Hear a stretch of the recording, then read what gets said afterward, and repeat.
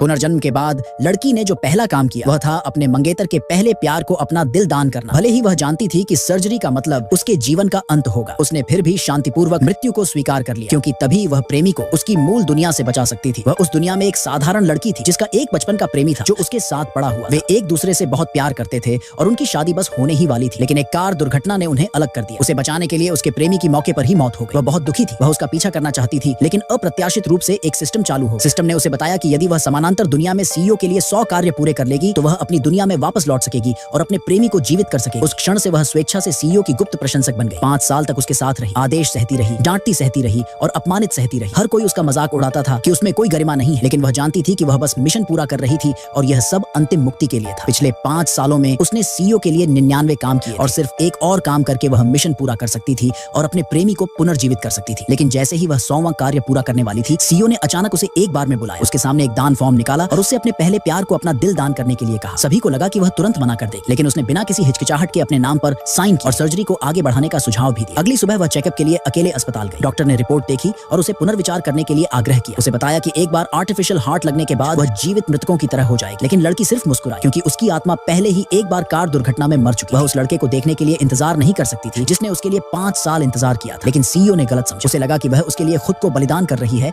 और धीरे धीरे अपराध बोध उसके अंदर घुस गया। उसने खुद को मजबूर किया, दिखावा करते हुए कि काम पर कोई आपात स्थिति है। लेकिन जैसे ही लड़की कमरे से बाहर निकली, वह सीईओ के पहले प्यार से टकरा गई। महिला को लगा कि सीईओ उससे शादी करने जा रहा है और इसीलिए लड़की ने अपना दिल दान करने के लिए हामी भर। उसने लड़की को चेतावनी दी कि वह सपने देखना बंद कर और सीईओ की पत्नी बनने की उम्मीद करना बंद। लड़की कुछ भी स्पष्ट नहीं करना चाहती थी, लेकिन पहले प्यार ने यह दिखावा करने का मौका लिया कि उस पर लड़की ने हमला किया है। जैसे ही सीईओ वापस लौटा, उसने यह दृश्य देखा और सोचा कि लड़की ने किसी को चोट पहुंचाई है। गुस्से में उसने उसे जमीन पर धकेल, फिर अपने अंगरक्षकों को उसे 10 बार जोर से थप्पड़ मारने का आदेश दिया।